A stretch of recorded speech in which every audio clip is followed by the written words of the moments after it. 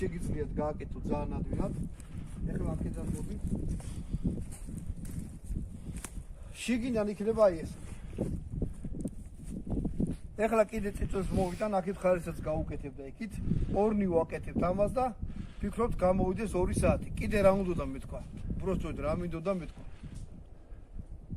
ბანაკის გაკეთება არ დაიწყოთ საღამოთი, ზოგ დაგაღამდებათ. სანამ ბინდი ჩამოწება 2 საათით ადრე უნდა დაიწყოთ აი ეს გაკეთება და კიდე ერთ რამეს გეტყვით. გამოგადგებათ, თუ რამე თოკი გაქვთ, სახშივე თოკი დაკვანძეთ თითო მეტრზე. პატარა კვანძები გაუკეთეთ. გამოგადგებათ ყველაფერში, იმიტომ რომ მანძილის გაძუმოთ აქშია, თოკი მოაბი, ოპა და უცებ გაიგე რამდენი მეტრია. ქვაზე მოაბი, გადააგდეთ, დავარდა და მიხვდებით რამდენი მეტრია, კვანძებს დათვლით.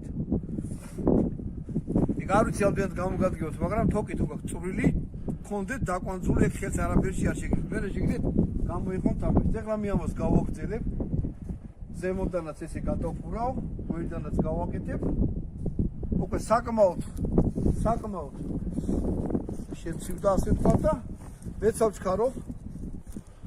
გვერდიდან ესეთი გამოვა და წყალი როგორც ის გრავიტაციით დაბლა მოდის, მასზე რა ქვია, წიწვებზე ჩამოვა და ჩამოვა დაბლა. ცოტა შეიძლება დაბლა ჩამოაღწიოს, მაგრამ ისი არა, როგორც თქვენ გონიათ, კაი ხანი გაუწევს. და გავაგრძელებ ხოხის შენებას და მერე უკვე იქით ხარისას რომ გავაკეთებ, მერე გავაგრძელებ. ამ თოვს გააცე.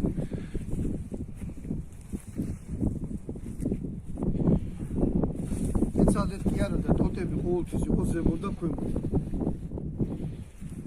წყალი დაბლა ჩავდის. ეს უკვე კეთდება, იმიტომ რომ კარვარ შეგიბეროთ.